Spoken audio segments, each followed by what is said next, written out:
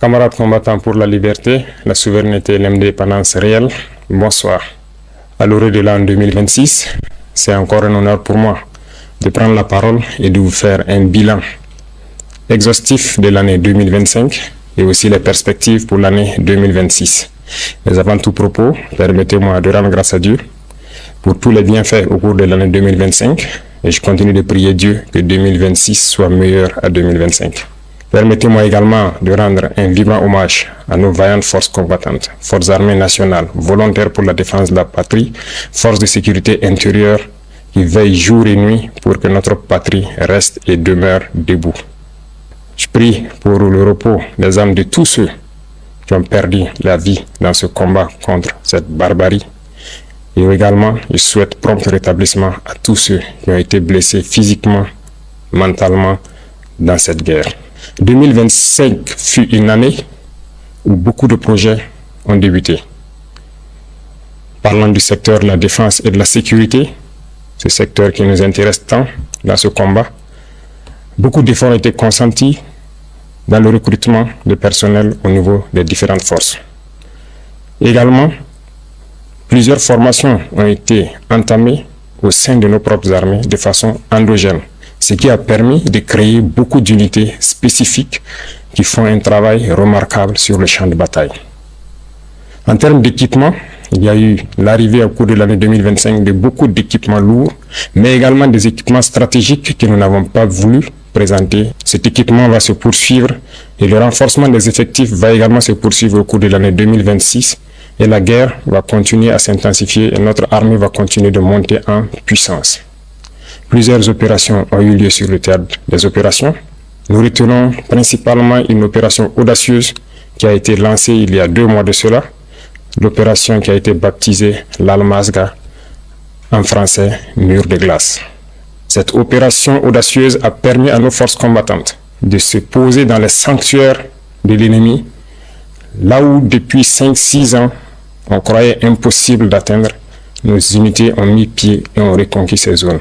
Ces opérations ont permis donc la reconquête de plusieurs dizaines de villages, en passant par la région donc de Nakambe, Napade notamment aux abords donc du barrage de Kompianga, en remontant par Namungu dans le Goulmou, en passant par Zagadegan dans le Kulse, mais également la zone de Namsigia autour de Djibo et Toulfe entre Djibo et Titaou. Ces opérations ont été menées avec la plus grande audace et l'ennemi a été écrasé sur le passage de nos forces combattantes qui s'y sont installées et continuent leur progression au fur et à mesure. Les opérations vont se poursuivre jusqu'aux limites de nos frontières pour vaincre cette hydre terroriste qui trouble la quiétude de Burkinabé. L'armée va continuer à monter en puissance, les forces de sécurité intérieure également. Il y aura un petit changement qui va permettre au VDP de se projeter plus en avant pour appuyer les autres forces. Cette situation de conflit a également fait que nous avons malheureusement des personnes déplacées internes qui attendent toujours de rejoindre leur village. La reconquête se poursuit certes, mais au niveau de l'action humanitaire, nous avons entrepris un certain nombre de démarches au cours de l'année 2025, notamment en construisant des abris initialement pour ceux qui sont accueillis dans certains villages, mais pour ceux qui sont réinstallés, nous avons beaucoup d'efforts que nous avons consentis en reconstruisant des écoles, en faisant des fourrages, en aménageant des terres et pour pouvoir les réinstaller et qu'ils puissent vivre dignement au retour dans leurs villages respectifs. Nous allons poursuivre cette tendance parce que nous ne voulons pas que nos populations qui retournent dans leur village restent dans l'assistanat. Nous voulons qu'elles puissent contribuer, qu'elles puissent produire et pouvoir vivre dignement. Voilà pourquoi le ministère donc de l'Action humanitaire est basé sur les différents ministères pour pouvoir accompagner toutes ces personnes déplacées internes initiales au retour dans leur village, de pouvoir s'installer et avoir donc de quoi travailler dans leur village respectif. Cette dynamique va se poursuivre d'autant plus que beaucoup de villages sont en train d'être reconquis à l'instant même où je parle. Chaque villageois qui se réinstalle doit pouvoir travailler et se nourrir lui-même. Parlant du domaine de la santé, plusieurs efforts ont été consentis. Il s'agit notamment donc de la construction de centres médicaux communaux qui ont vu le jour en 2025 et cette dynamique va se poursuivre. Certains sont en phase de finition, mais d'autres sont donc en début de construction. L'équipement de ces centres va permettre de rehausser donc le niveau de l'offre de soins au niveau de nos populations. Pour les centres existants, le plateau technique a été amélioré en termes de laboratoire, en termes d'imagerie. Ces offres de soins vont continuer de s'améliorer au profit de nos populations, mais également au profit donc des populations de nos pays voisins, parce que le nombre de patients venus des pays voisins a connu donc un accroissement considérable au cours de l'année 2025, dû principalement à notre politique de revoir à la baisse les coûts des prestations de santé. Nous allons poursuivre dans cette dynamique au cours de l'année 2026, avec la pose aussi des pierres de 9 centres de santé à l'image du centre de santé de Pala. Toutes ces infrastructures vont donc connaître un début au cours de l'année 2026. Dans le domaine de l'éducation, plusieurs projets ont eu lieu, notamment donc la mutation et la modernisation de nos structures éducatives, des constructions qui désormais vont aller en hauteur. Et donc, il y a un projet pour que 2026 soit le début effectif de l'implémentation de ce type de centres d'éducation tout au long de l'année et partout sur le territoire national. Vous savez bien que nous sommes dans une mutation pour amoindrir un peu l'effet de l'enseignement général et mettre l'accent sur l'enseignement technique et professionnel. Cette mutation est en cours. Beaucoup de lycées techniques et professionnels verront le jour, mais également très bien équipés pour pouvoir répondre aux besoins de développement de notre patrie. Du côté de nos étudiants, beaucoup de centres universitaires verront le jour donc au cours de l'année 2026, mais déjà en 2027, nous avons commencé la construction d'un certain nombre d'amphithéâtres et de bâtiments pédagogiques. Certains sont en phase de finition et d'autres finiront en 2026. Nous poursuivrons cette dynamique pour permettre à tous les centres universitaires, à toutes les universités, de pouvoir étudier de façon digne et aussi la modernisation en ce qui concerne l'Internet et l'éducation virtuelle va se poursuivre parce que nous venons d'acquérir donc un certain nombre de serveurs au profit uniquement des universités pour que les étudiants puissent avoir des bibliothèques en ligne et cette dynamique va se poursuivre.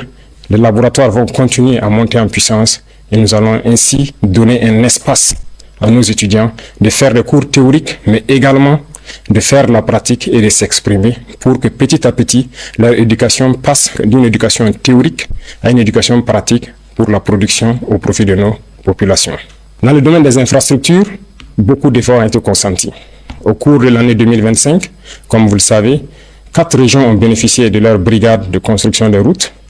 D'autres équipements spécifiques de terrassement et également de bitumage sont arrivés.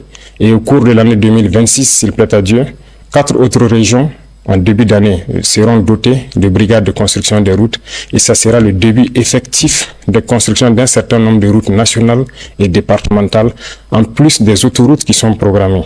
Nous voulons aller à un rythme soutenu, ce qui nécessite que nous équipons toutes les régions avant de pouvoir nous projeter de façon efficace, comme cela a été le cas avec le lancement des travaux de l'autoroute. Nous avons opté de changer le modèle d'urbanisme. L'État va prendre en compte la construction de nos villes.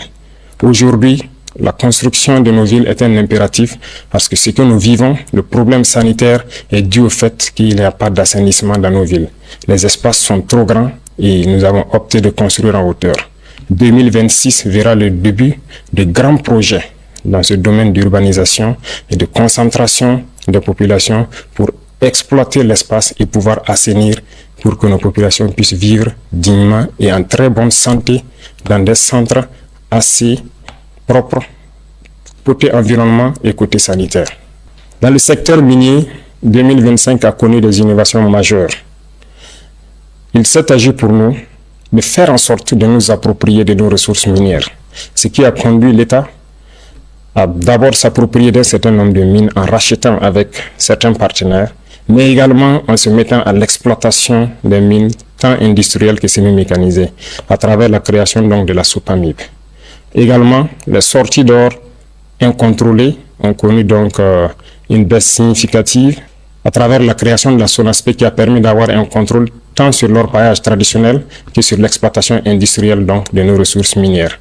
Le secteur de l'énergie va connaître également une mutation en 2026 à travers la création d'une initiative. Une initiative qui va être axée sur l'eau et l'énergie pour permettre à nos populations de bénéficier d'eau potable partout où elles sont et également de bénéficier de l'électricité pour pouvoir vaquer à leurs occupations. Dans ce sens, nous avons entamé en 2025 un certain nombre de projets pour accroître l'offre d'énergie et aussi être indépendant pour diminuer les importations d'énergie au Burkina Faso.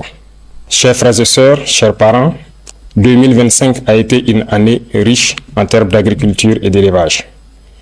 Nous avons assigné donc des objectifs au ministère de l'Agriculture et par la grâce de Dieu, la pluviométrie fut bonne et nous avons dépassé les objectifs pour plusieurs spéculations et d'autres bien atteints.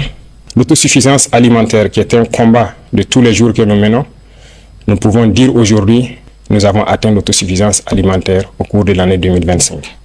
Nous allons poursuivre les efforts dans le secteur de l'agriculture, notamment en rachetant des machines tant pour les labours que pour les récoltes, en faisant des labours gratuits, fortement subventionnés au profit de nos populations, en subventionnant les intrants et également en leur fournissant des semences de qualité produites par nos chercheurs.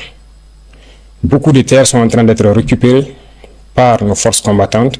Nous allons rapidement nous mettre à la tâche dès le début d'année dans l'aménagement de ces terres pour permettre à ces populations qui se réinstallent de pouvoir exploiter de façon sereine leurs terres et accroître nos productions. Dans le même sens, nous encourageons tous ceux qui sont dans la transformation, à petite échelle comme à grande échelle, de poursuivre les efforts et tous ceux qui comptent venir dans ce secteur de rapidement s'y ruer parce que la production va continuer à s'accroître. Nous avons aussi créé l'ONBA pour que les retenues d'eau puissent être réalisées dans chaque village. Ainsi, il ne sera plus question de cultiver au bout d'une seule saison, mais nous espérons pouvoir cultiver 2 ou 3 fois au cours de l'année. L'ONBA est en train de monter en puissance et d'ici là, dans chaque village, nous espérons avoir une retenue d'eau pour permettre aux jeunes de vivre leur métier d'agriculteur, leur métier d'élevage. Beaucoup de vaccinations ont eu lieu au cours de l'année 2025, pour la plupart gratuites, pour d'autres fortement subventionnés, ce qui a permis donc de préserver des millions de têtes de volailles, de bovins, de caprins. La pisciculture est en train de monter en puissance avec les cages flottantes qui sont installées un peu partout sur nos barrages, ce qui est une très bonne expérimentation qui a fait accroître la production piscicole de Burkina Faso et nous espérons que 2026 puisse être une année au cours de laquelle nous allons être suffisamment outillés pour atteindre l'autosuffisance et arrêter un tant soit peu l'importation de poissons d'eau douce au Burkina Faso.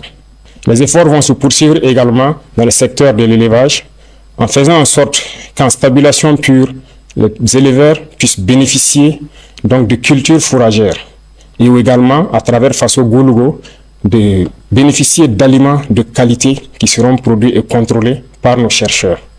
Tout cela contribue donc à atteindre l'autosuffisance alimentaire, mais également à participer à la transformation de nos matières premières et en vue d'une exportation vers certains pays amis qui voudront bien s'approvisionner au Burkina Faso. Camarades, dans le domaine de l'économie, 2025 a été une année prolifique pour le Burkina Faso. Je peux dire, en macroéconomie, sans me tromper, que notre économie se porte très bien. En témoigne, lorsque nous faisons le test d'aller sur le marché régional de lever des fonds, nous sommes toujours au-delà de ce que nous espérons. Ce qui prouve la confiance des opérateurs économiques et de certains bailleurs africains au Burkina Faso. Nous allons poursuivre les efforts, tant dans le domaine des impôts, de la douane, mais également de la digitalisation des opérations pour diminuer le risque de fraude au niveau donc de notre économie. C'est dans ce sens qu'à partir de janvier, il sera lancé normalement la facture électronique certifiée qui doit permettre au commerce de pouvoir se faire sans corruption. Et cela permettra donc encore d'accroître les recettes de l'État et de pouvoir mener un commerce sain au profit donc de nos populations. Nous allons poursuivre les efforts dans le domaine de l'économie à travers une économie saine qui doit permettre à ce que les investissements soient structurants et continuer à diminuer les dépenses de fonctionnement au niveau de l'administration. Les efforts consentis au niveau de l'agriculture, au niveau de la défense et dans tous les secteurs des infrastructures, notamment en prenant en compte la construction de nos infrastructures nous-mêmes, permettent de faire beaucoup d'économies d'échelle. Dans le domaine de l'énergie et de l'eau, les initiatives qui vont venir doivent permettre également de faire des économies d'échelle et de pouvoir investir dans des secteurs structurants. Tout cela doit permettre à l'économie burkinabé de faire une avancée significative. En plus de cela, les ressources minières que nous allons exploiter par nous-mêmes maintenant doivent permettre en 2026 de faire un bond considérable en matière de PIB pour que le Burkina Faso puisse, dans un laps de temps, devenir une économie émergente à travers le monde. Dans le domaine donc de la culture, nous poursuivons les efforts, de sorte que nous revenons petit à petit à nos valeurs, à nos racines. Il n'y a que par cette manière que nous pourrons nous affirmer et développer notre nation. Je le dis parce que revenir à l'éducation technique et professionnelle et en combinant cela avec nos valeurs, nos connaissances endogènes, nous pouvons créer et innover à partir de ce qui existe et pouvoir arrêter un tant soit peu les importations d'un certain nombre de produits au Burkina Faso. Il y a beaucoup de savoirs endogènes qui permettent de transformer déjà nos matières premières. Il suffit d'ajouter de la science pour que cela puisse nous aider. Et la culture fait partie de tout cela et participe activement au développement de notre nation. Sur nos valeurs endogènes, nous allons mettre l'accent au niveau de nos écoles et des tout-petits. Parce que le Burkinabé, l'homme intègre, a des valeurs qui nous ont été léguées par nos ancêtres. Des valeurs d'honnêteté, des valeurs d'intégrité, des valeurs de dignité et des valeurs de patriotisme.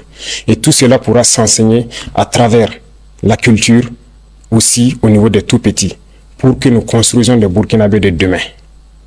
Beaucoup d'événements culturels ont eu lieu en 2025, mais en 2026 également, beaucoup d'événements culturels auront lieu et il y a des grands projets dans le domaine de la culture. Mais tout cela, comme je l'ai dit, doit être axé sur nos valeurs ancestrales endogènes qui doivent permettre de créer de nouveaux Burkinabés basés sur nos propres valeurs. Tout cela doit faire la différence avec le Burkinabé que l'impérialisme a voulu bien construire au Burkina Faso. Le Burkinabé nouveau doit être quelqu'un qui se départit de toute corruption et qui doit mettre la patrie au devant de tout ce qu'il fait. C'est à ce sens que nous pourrons vaincre ce terrorisme qui nous menace également aujourd'hui, mais également pouvoir développer de façon consistante tout ce que nous produisons ici et pouvoir être une nation puissante et émergente. 2025 a été une année d'industrialisation également. Beaucoup d'unités industrielles ont vu le jour, notamment dans la transformation de nos matières premières, et beaucoup de ces unités ont été accompagnées par l'État à travers le Fonds burkinabé de développement économique et social, mais aussi des banques étatiques. 2026 sera aussi une année industrielle beaucoup plus importante parce que nous avons beaucoup d'unités industrielles qui seront prêtes au cours de l'année 2026, mais également, comme vous pouvez le constater, nous avons accordé des financements à certains privés à travers donc des institutions étatiques et certains fonds nationaux pour les accompagner à la création d'unités industrielles qui doivent transformer nos matières premières essentiellement. Nous avons fusionné les fonds en 4 grands fonds qui doivent permettre d'aider tous ceux qui veulent entreprendre et qui ont un minimum dans le domaine principalement de la transformation et aussi de l'agriculture. Ces domaines sont très importants pour nous parce que c'est en produisant et en transformant ce que nous produisons que nous pouvons devenir une nation puissante. Et donc l'État, en transformant ces fonds, veut avoir une marge importante pour pouvoir aider tous ceux qui sont du privé et également les entreprises nationales, étatiques, qui doivent émerger en 2026 pour que cette transformation de nos matières premières soit une réalité. Également le domaine du coton, qui autrefois était exporté brut, la première unité industrielle sera prête en 2026 et nous allons continuer avec d'autres unités industrielles pour transformer notre coton. Ceci dit, tout ce qui est matière première que nous produisons, nous allons essayer autant que possible d'installer des unités industrielles pour la transformation et 2026 sera une année où nous allons avoir un budget important à injecter au niveau des fonds pour aider tous ceux qui ont des projets structurants dans ce domaine. Dans le domaine du sport, nous avons investi beaucoup à travers donc le Bureau national des grands projets et également à travers le ministère au cours de l'année 2025. Un stade est en construction à Bobo-Dioulasso et qui doit finir en début 2026, mais également à travers toutes les régions, nous comptons créer des espaces pour permettre aux jeunes, premièrement, de faire du sport pour rester en bonne santé, pour faire en sorte que notre jeunesse ne soit pas oisive. Cela contribue à la santé physique, mentale, mais également à la productivité de la jeunesse dans notre nation. Nous allons poursuivre les efforts dans ce sens au profit de la jeunesse et développer tous les types de sports qui puissent être développés au Burkina Faso et qui puissent faire en sorte que la jeunesse soit en cohésion parfaite. À toutes les équipes qui représentent le Burkina Faso à l'extérieur dans les compétitions internationales, nous leur souhaitons plein succès pour 2026 et particulièrement les étalons qui aujourd'hui défendent les couleurs nationales, nous leur souhaitons plein succès jusqu'à la victoire finale. Camarades combattants, le domaine de la justice est un domaine qui nous tient à cœur. Aucune nation ne peut se développer dans l'injustice. L'injustice crée des tensions, crée des conflits et crée donc des problèmes au sein de la société. Voilà pourquoi nous nous sommes attaqués à ces phénomènes et nous avons restructuré totalement la justice au cours de l'année 2025. Cette restructuration va se poursuivre à travers donc le nouveau format du CSM qui intègre des personnels non magistrats, mais également nous voulons transformer totalement la manière de faire la justice. Et tout cela, je parlais de culture tantôt, nous avons décidé d'incorporer nos valeurs endogènes de gestion des conflits au sein de la justice. C'est ce qui donc a permis de prendre des textes pour intégrer donc la justice traditionnelle, c'est-à-dire le mode traditionnel de règlement de nos conflits. Il faut que nous revenions aux sources également dans ce domaine de la justice. Nous ne pouvons pas importer une justice et l'appliquer et espérer avoir la cohésion sociale. En intégrant donc nos valeurs ancestrales et en intégrant les personnes ressources pour le règlement de certains conflits, nous pensons que nous pouvons créer un espace de cohésion sociale fiable. En 2026, nous allons implémenter de façon physique sur le terrain ces différents tribunaux pour pouvoir régler la plupart des questions à l'amiable. Également, nous avons initié en 2025 le fait que les prisonniers puissent sortir, participer à la construction du pays. Ce n'était qu'une initiation. En 2026, nous allons faire en sorte que tous les prisonniers puissent connaître une reconversion.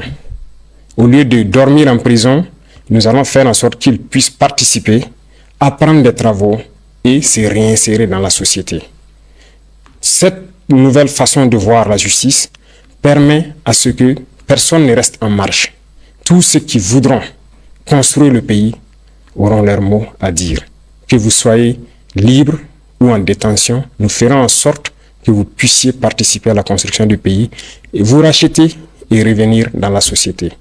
Les efforts vont se poursuivre au niveau de la justice, dans la digitalisation également de tous les actes, de sorte que les usagers n'aient pas à se déplacer forcément vers les tribunaux qui se retrouvent généralement dans les centres urbains et qu'ils puissent rester de là où ils sont pour pouvoir avoir accès à une justice équitable et à tous les documents donc, que la justice peut délivrer. Parlant de digitalisation, c'est un secteur qui nous tient à cœur parce qu'aucune lutte contre la corruption n'est possible sans digitalisation. Nous avons fait un pas énorme, mais beaucoup reste à faire. Nous avons un programme pour les 5 ans à venir où nous devons quitter une situation précaire pour être un modèle. Déjà, le Burkina Faso a pu acquérir ses premiers serveurs de data centers et des grands data centers sont en construction, ce qui permettra à nos ingénieurs de concevoir des applications sans crainte et de pouvoir les héberger sur place. Avant, nous importions des applications que nous ne maîtrisons pas, mais aujourd'hui, la plupart des services au sein de l'administration sont en train d'être dématérialisés et tout cela, c'est grâce à nos ingénieurs informatiques qui font un travail remarquable pour que l'usager n'ait plus à se déplacer vers les services pour forcément avoir accès. De son poste, il peut tranquillement avoir accès à certains services. En plus de tout cela, nous sommes en train de mettre en place des maisons du citoyen. Et les constructions vont démarrer en 2026. Ces maisons seront donc installées dans beaucoup de chefs-lieux de province, mais également nous irons jusqu'au département pour faire en sorte que quiconque ne maîtrise pas l'outil informatique puisse aller dans ces maisons, trouver des Burkinabés qui vont les aider à avoir accès à tous les services à travers les plateformes qui seront installées sur les machines dans ces maisons. Cette digitalisation va se poursuivre et la modernisation de l'administration également va se poursuivre pour nous permettre de lutter efficacement contre la fraude et tous les abus qui puissent exister au sein de l'administration. Chers frères et sœurs, chers parents, vous avez pu constater qu'au cours de l'année 2025, nous avons dû faire donc les états généraux au niveau de l'administration territoriale. Ces états généraux ont conduit donc à des conclusions que nous avons exploitées et également donné une vision, ce qui a conduit donc à modifier le code des collectivités territoriales. Ce code a été modifié pour nous permettre d'avoir une nouvelle architecture. Certes, le redécoupage régional a évolué, mais la fonction des collectivités territoriales doit évoluer également. Parce que le développement ne se fera pas uniquement dans les villes. Le développement doit partir des villages. Et pour cela, il a fallu donc que nous touchions ce code. Nous allons installer des PDS avec des missions assez claires qui seront évaluées et suivies par les préfets, de sorte que tout ce que nous avons comme vision en matière de développement, comme je l'ai cité tantôt, puisse commencer au niveau des villages, impliquer tous les villageois et ils seront notés et évalués en fonction de ce qu'ils vont faire dans les différentes collectivités. C'est ce qui a amené principalement au changement donc de ce code et 2026 sera l'année où nous allons implémenter réellement sur le terrain ce nouveau code des collectivités. Au niveau de l'administration territoriale, beaucoup de choses ont évolué en ce sens que l'administration déconcentrée n'était pas administrée de façon efficace pour connaître qui exactement est à son poste. Le manque de ressources humaines a fait en sorte qu'il y avait un gros manque à gagner. Nous avons fait une évaluation au cours de l'année 2025 et nous nous sommes rendus compte que beaucoup de fonctionnaires fictifs existaient ou des doublons existaient. Le recrutement récemment, en cours de l'année 2025, de beaucoup donc, de personnel des ressources humaines doit permettre de les envoyer au niveau donc, régional pour ainsi faire en sorte que tout agent qui est affecté doit pouvoir travailler et contrôler à partir de la région. Et là, au niveau national, nous avons l'assurance que le service pour lequel il a été envoyé est rendu aux populations au moment donné. Cette modernisation va se poursuivre parce que ça doit s'accompagner d'une digitalisation. Du côté de la diplomatie, le Burkina Faso rayonne. Le Burkina Faso a allumé une lumière et cette lumière doit rester allumée pour toujours. Nous rayonnons à travers le monde et notre diplomatie est très active. Des changements auront lieu, certes, pour réorganiser le dispositif diplomatique à travers le monde entier, parce que la géopolitique nous l'impose. Et cette réorganisation a déjà commencé en 2025 avec un certain nombre de réajustements dans le traitement donc, des diplomates, mais la réorganisation spatiale à travers le monde entier aura lieu en 2026. Nous allons rediriger notre diplomatie en fonction de la géopolitique actuelle qui vient notre pays. Le Burkina Faso est un pays ouvert pour tous les partenaires, sincères, respectueux de notre souveraineté, de notre liberté et de notre dignité.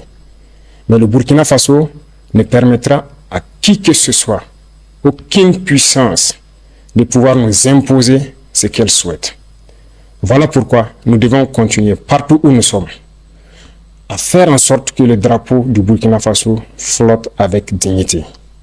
Et ceci pour m'adresser à la diaspora que je félicite pour ses actes patriotiques qui continuent de faire rayonner l'image du Burkina Faso à l'extérieur, de continuer à rester patriotique et intègre. Parce que lorsqu'on parle du Burkinabé, nous devons entendre l'homme intègre, l'homme digne, et c'est ce que nous voulons au niveau de la diaspora. Et les encourager à travers donc l'organisation au niveau du Haut Conseil de Burkinabé de l'extérieur à revenir investir au Burkina Faso leur patrie. Et nous leur ouvrons les portes et nous allons mettre tous les mécanismes en place pour qu'ils puissent revenir et investir de façon sécurisée. Au niveau confédéral, le Burkina Faso poursuit sa contribution au niveau de notre espace commun qu'est l'AES. 2025 a été une année où on nous a confié une lourde responsabilité de conduire la destinée de la Confédération. Nous avons pris cette responsabilité et nous avons promis de faire en sorte que l'AES rayonne à travers le monde entier. Et nous allons tenir notre parole. Et ceci, nous demandons à tout le Burkinabé de faire en sorte que cette mission qui nous a été confiée puisse être donc conduite avec succès. Nous allons poursuivre les efforts de coopération, d'amitié avec tous les États, comme je l'ai dit, respectueux de notre souveraineté et faire en sorte que l'intérêt des peuples prime sur les intérêts au niveau politique. Camarades combattants pour la liberté, Je tenais à féliciter tous les acteurs, qu'ils soient du monde de l'éducation, de l'agriculture, des infrastructures, le monde de l'économie, les agents de la santé, nos vaillantes forces combattantes, pour tous les efforts consentis au cours de l'année 2025. De continuer à mouiller le maillot, comme on aime le dire, à se sacrifier, à se donner corps et âme pour le bonheur de notre population. Car la seule chose qui importe pour nous, c'est le bonheur de nos populations. Tout acteur de l'administration doit avoir cela en tête et faire en sorte que ces actions quotidiennes contribuent au rayonnement de notre patrie. À tous ceux-là qui communiquent, qui combattent l'impérialisme à travers la communication, je les félicite et je les encourage à redoubler d'efforts. Parce que toutes les guerres de l'impérialisme commencent d'abord par la communication. Et pendant les guerres, la communication fait la différence dans les batailles. La communication est un maillon essentiel, est un maillon névralgique pour le succès des opérations. Poursuivez votre effort de communication, poursuivez votre effort à faire en sorte que leur désinformation ne puisse pas toucher nos populations. Je vous félicite parce que vous avez fait beaucoup d'efforts ces derniers temps en prouvant aux yeux de tout le monde que le Burkina Faso est debout. Et quand je parle d'acteurs de la communication, je parle du monde de la presse, qu'elle soit privée ou publique, et de tous ceux qui œuvrent à travers donc les médias sociaux à montrer une image saine du Burkina Faso. Et je remercie également tous ceux qui ont pris de leur temps, qui ont quitté l'extérieur, venir au Burkina Faso pour constater les réalités du Burkina Faso et qui ont pu le diffuser à travers leurs canaux pour faire comprendre à ces médias mensongers que ce qu'ils disent de notre patrie est totalement faux. Continuez dans ce sens parce que je le dis et j'insiste, la communication est un maillon névralgique dans le succès de notre lutte. Les révolutions passées n'ont pas abouti, nous connaissons les causes, mais nous ferons en sorte que cette révolution aboutisse pour le bonheur de nos populations. Le Burkinabé est intrinsèquement révolutionnaire. Voilà pourquoi toute la population doit mettre la main à la pâte, faire en sorte que la communication, l'intoxication et la désinformation de l'impérialisme ne passent pas. Pour tous ceux qui sont encore sceptiques, qui ne croient pas à la dynamique, je les invite à regarder un peu dans le rétroviseur. Dans le passé, il y a quelques années, comment était le Burkina Faso, à faire un meilleur culpa et voir exactement ce qui a été fait au bout de ces 3 années et rejoindre le bateau. Nous ne voulons pas exclure quelqu'un, mais comme nous l'avons dit, si quelqu'un ferme les yeux et refuse de voir le soleil, nous ne pouvons pas faire autrement que de le laisser en marche. Nous allons évoluer, nous allons continuer, nous allons poursuivre notre lutte.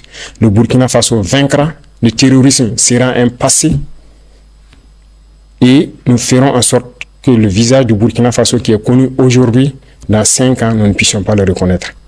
Bien sûr, le changement sera positif et nous devons le faire pour nos enfants, pour les générations à venir. Et ce combat est bien possible et il est déjà gagné. J'invite tout un chacun à redoubler d'efforts pour que 2026 soit meilleur que 2025. Vive le Burkina Faso, vive notre patrie libre, digne, intègre et prospère. Bonne et heureuse année 2026. La patrie ou la mort, nous vaincrons.